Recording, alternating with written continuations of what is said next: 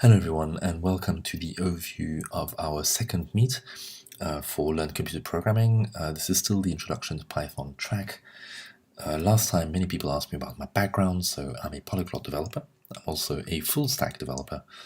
I've professionally worked a lot with C, C++03, Python, JavaScript, but I can also use other languages as well, such as Swift, Bash, Perl, and lots of different sort of technologies, because as a full stack developer, I really try and cover as much ground as possible.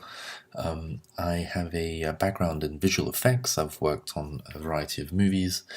I was also involved in developing some software for the Sky Q set-top box, and more recently I've worked a lot in the tech startup arena. Overall, I have 14 years of experience as a professional software developer. So in our last meet, we covered many different things, such as spinning up the interpreter, variables, using Python as a desktop calculator, simple arithmetic, Boolean and Boolean logic, equalities and qualities, creating, accessing, modifying, and slicing lists, conditionals, and functions.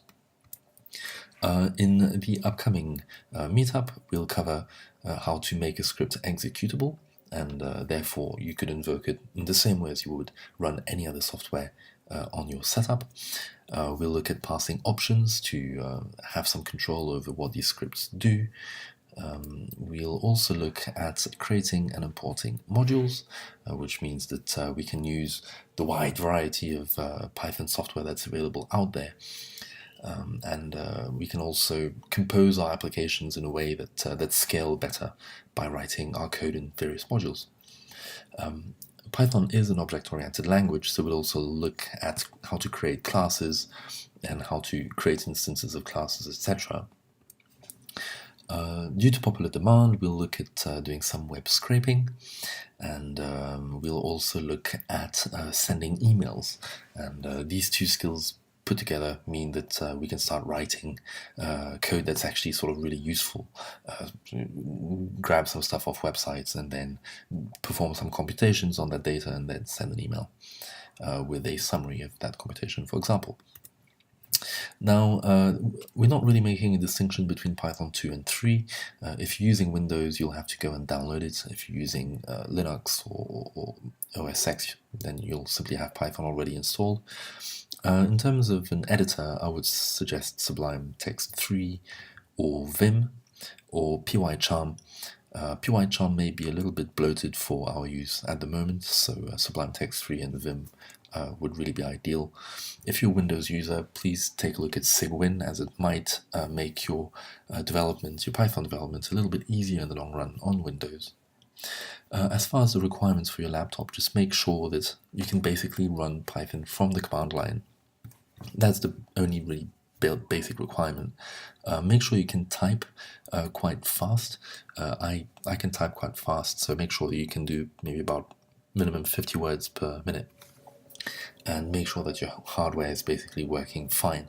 The bottom line is, if you're comfortable, using your laptop in a kind of speedy way, in a kind of live programming environment, then bring it along. Otherwise, you don't actually have to bring your laptop, and you'll be able to follow just as well without your laptop, and you'll gain just as much.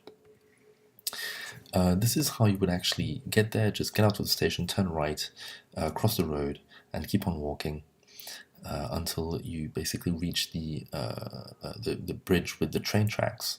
Take a right, you'll see the train tracks on the left, keep on going parallel, walk down the steps, take a left into the IQ student building, and this is basically the reception area, and I'll be there between 6:20 and 6:30, so please try and arrive on time. If you don't arrive on time, then I'll give you my phone number as well in the next slide. You can call me, but it will make things a lot more difficult if you arrive late, because you'll have to go through many different entry gates. So please do make sure that you arrive on time. This is our second lesson, so if you take a look at the pages on the group, you'll actually find a link to a YouTube playlist that contains all the material that we covered in our last meetup, so you can actually catch up.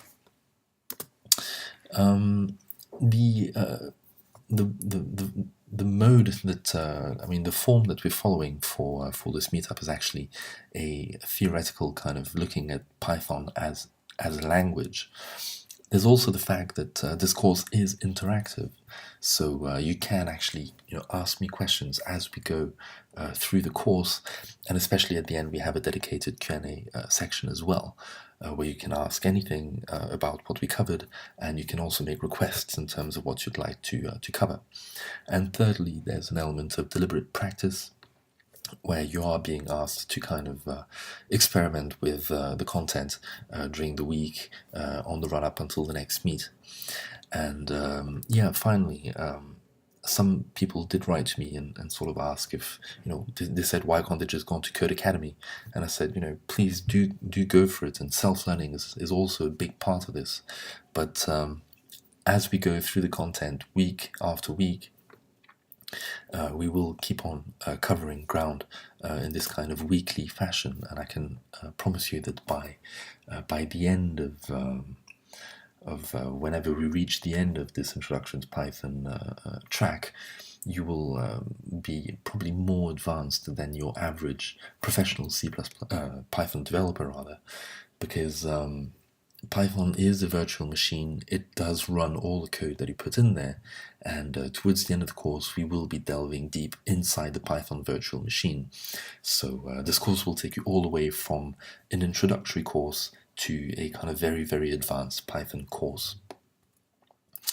Our next meet is on the 14th of March, which is Tuesday, and starts at 6:30 and ends at 8:30. We have the arrivals, where people are just kind of settling in and getting to chat with other members. We then all get to introduce ourselves and what our professional backgrounds are and why we're interested in Python. We then cover the content for the meetup, and at the end there's the Q&A session where we can cover anything that you didn't really get, or you can also make requests in terms of things you'd like to cover in the next meet. We have a really nice projector, and we use really big fonts for the code, so it's extremely easy to follow what's going on, basically. And yeah, that's about it. So my number is at the bottom of this slide, so if you have any issues finding the place, or if you arrived late, then don't hesitate to call. And that's it. I look forward to seeing you all on Tuesday. The places are limited due to the size of the room that we have, so please only join if you are actually coming. Otherwise, you can simply, on the RSVP, you can simply, if you think you're not coming, say that you're not coming. But if you RSVP, please do make sure that you come. Thanks for your time, and I'll see you on Tuesday.